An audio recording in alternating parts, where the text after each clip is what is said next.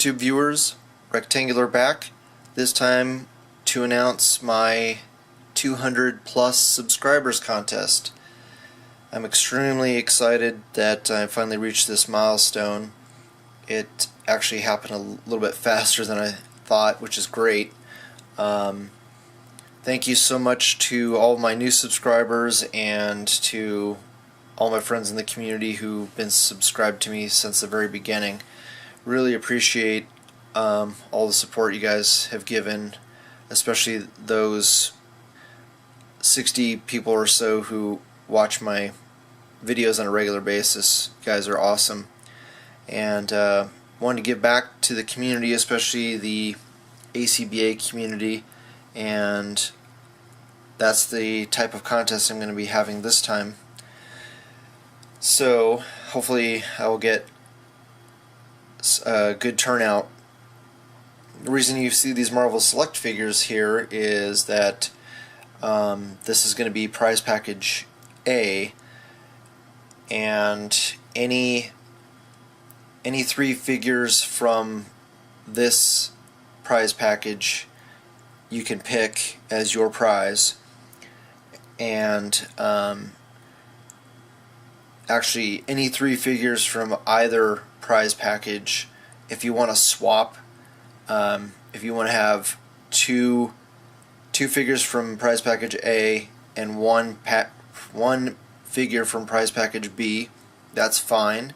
If you want to do 2 figures from prize package B and 1 from prize package A, that's fine as well. Basically, it's going to be 3 figures from either prize package, and you can mix and match however you want.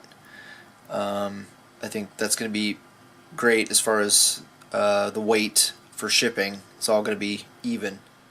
So here is prize package A, which, like I said, up to 3 figures of your choice you can pick from here, and they come as is. We have the Marvel Select movie Thor on the far left. He comes complete with his hammer. Pretty much brand new. All I've done is take all of these guys out of the package and stick them up on my display shelf. Haven't even done ACBA with these guys. Second up, we have the movie Captain America, also Marvel Select. He comes with his handgun and shield, and that's it. And next up we have the Iron Man Mark 6 from the, I guess that would be the Iron Man 2 and the Avengers film. The mask is removable, which I'm not going to do on camera, and the shoulder flaps are removable, and the hands are interchangeable. You can see the 2 fists that swap out there at the bottom. And last but not least, we have the Marvel Select Loki, which he only comes with the spear. I'm keeping the sword to use for a custom Odin. And that's it. No bases, no other accessories. So that is it. I don't think any of them have any issues as far as paint or loose joints, or I think maybe the Iron Man might have a scuff, small scuff. Oh, that's what it is. I noticed that earlier today. The only issue on him is that he's got some flesh. Oh, sorry, that wasn't on camera. Only issue with him is that he has a paint scuff. It looks like flesh colored paint on the back of his helmet right there. And I might be able to touch that up if you want this figure. I can try to match that paint with some red metallic paint. Other than that, He's in very good condition. All these guys are in great condition. Alright, so let's go ahead and show prize package B. Now this is going to be prize package B. One of the 3 figures that you can pick from would be the Marvel Legends Goliath from the 3-pack. Perfectly fine, no issues with him. Second, we have the Drax from Return of Marvel Legends with a bonus movie Silver Centurion Iron Man figure, and no part for Arnim Zola. It's just the Iron Man, and the Drax is considered one figure. Next we have the Iron Man Mark 6 with the 2 sets of removable hands and the missile launcher. He's still mint on card, whereas the Drax was open just for the Arnim Zola piece. And lastly we have the Series 8 Captain America, Ultimate Captain America. This one is actually the more difficult one to find because he has solid blue pants, whereas the other one has gray on the inside. He is in very good condition, very tight joints, only tiny bit of brown paint on his bicep, which I can touch up for you if you'd like. And his face could use another coat of flesh tone. You can see it's a little bit getting gray underneath there. A little bit of blue paint on the ear as well. It's a little bit scuffed on there. You know, if you want me to touch him up before I send him out, if this is one of the figures you pick, then just let me know and I can do that easily. It does come with an old Toy Biz shield, but the peg that attaches, the little clasp that attaches to his wrist, that's been broken off. That's the way I got it, and but he does hold it perfectly fine with the with those Velcro, or I'm sorry, the kind of nylon straps there that are stretchable. Shield is in pretty good condition. It does have some discoloration on the star especially, and just a few little scrapes and scuffs, but if you like it looking more realistic worn, it looks pretty cool.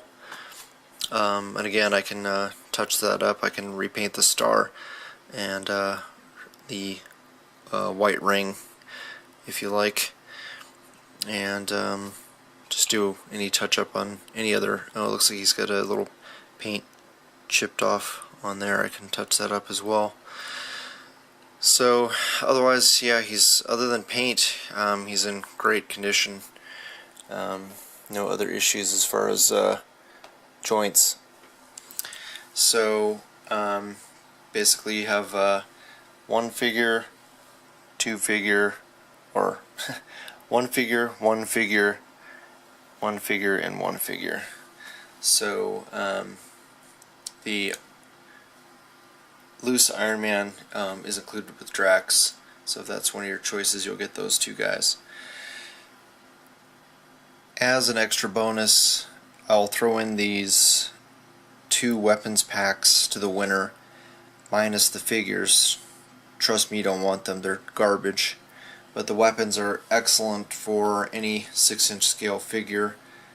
Just for reference, we have Shield Agent there in place of that cheap guy, and yeah, they work really well with Legends and DCUC. Great sniper rifle, gas can, light machine gun, spotting scope, RPG, let's see, tripod for the spotting scope and a bipod for the sniper rifle, and a very cool gas can there. If you check out some of my previous haul videos, you'll see what these look like up close. They're really tough plastic, not like your most typical cheap dollar store weapons. I'm not going to paint them, but they are very easy to paint. I would suggest just scuffing them up with some light sandpaper and use a primer before you paint them black or gunmetal. Alright, so now let's move on to the rules for the contest. Okay, the rules are going to be the following. Number 1, you must use a minimum of 2 figures. Now, if you want to do a multi-skill display with one character who is transforming, be it Invisible Woman, Ant-Man, anything like that, that's considered one character. But you must also have an additional character in the scene to go with them at a minimum. Now, there's only one exception. You can use Deadpool in your picture, but if you only use one other character in your setup, that second character cannot be Hitmonkey. If you want to have Deadpool as a member of X-Force and you have Wolverine and Deadpool fighting somebody or multiple other characters, that's fine. I just don't want to see Deadpool and Hitmonkey doing some sort of shenanigans. That's been beaten to death. I'm really tired of seeing it, and there's so many other characters that don't get enough attention.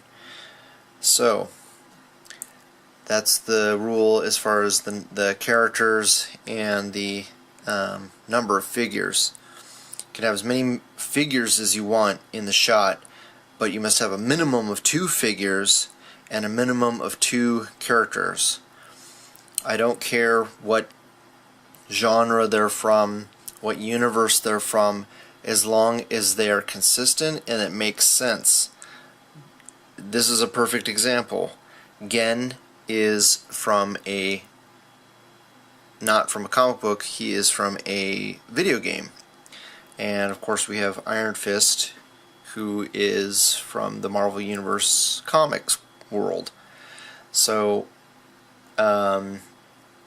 the way that this scene works is that if you take Gen out of the video game world and just assign him as just a generic Asian gentleman in traditional Chinese clothing, he just basically looks like a kung fu master. So Iron Fist could be training with him, he could be in China trying to hunt somebody down, he could be in Chinatown and somebody just challenged him to a fight. We don't know who this guy is. All we know is that these are 2 kung fu experts who are going to engage in some sort of sparring or combat.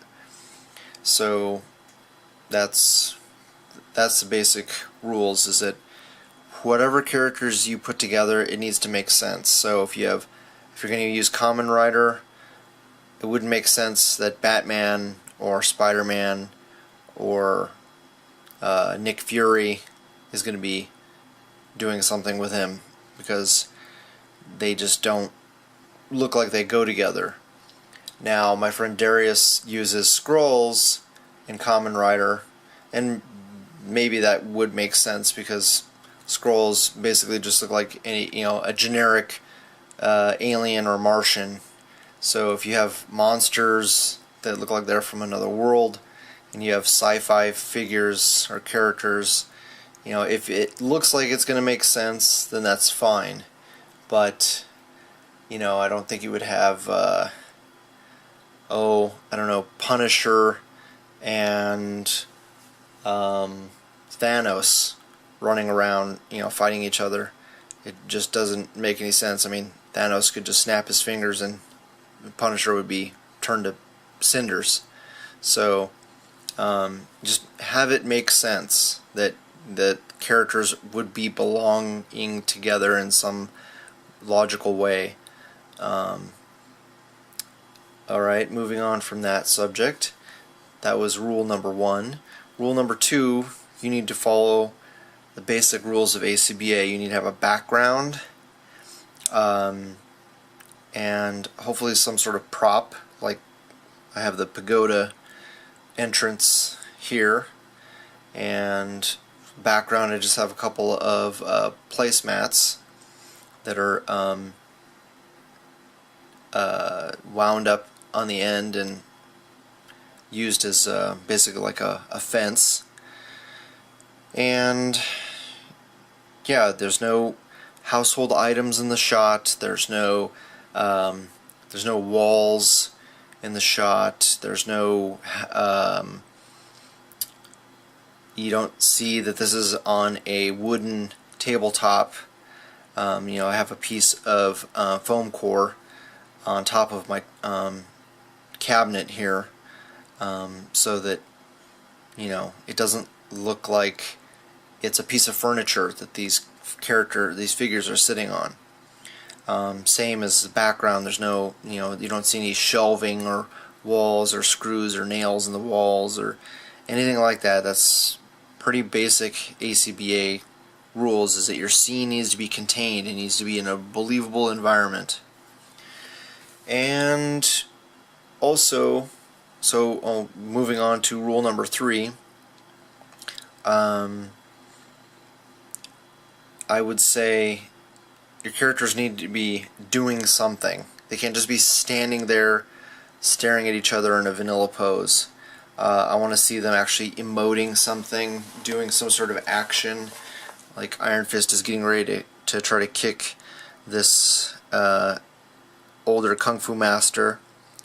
They need to be doing something dynamic, and you will get extra points if you include cutouts, and obviously the more props you have, the better background you use. That's great. You know, if you want to use a computer monitor, that's fine, as long as I can't tell that it's a computer monitor, or it doesn't look like, you know, I don't see controls or buttons at the bottom of it, or cords or anything like that. You know, it needs to be a believable environment. Somebody had asked me previously if they could do, if it has to be a video. I would prefer it if it's a video, but if you want to take a bunch of photos and string them together, that works as well, as long as all of your shots are really well composed and that you take them from multiple different angles, and that you don't change your setup in a drastic or dramatic way. You know, whatever setup you use. So like if I wanted to now keep the little pagoda entrance the way it is, all I need to do is just move the figures in the scene and take pictures, additional pictures. But you want to take as many pictures from different angles and then edit them all together, so it is technically a moving picture, but you know, you're just moving your actors in the scene. So hopefully I didn't make that too complicated, but if you have any questions, let me know. And you got plenty of time to get this done, and you know, have fun with it. but take your time and do it right. That's pretty much it. Now the deadline for this, since there are friends of mine who are subscribed to me who are participating in the tournament at the moment, whatever your deadline for the final round of the tournament is going to be, I want the deadline for mine to be 1 week after the deadline for submitting your final video for the tournament. So let's say you need to have your submission for the final round of the tournament submitted by July 30th.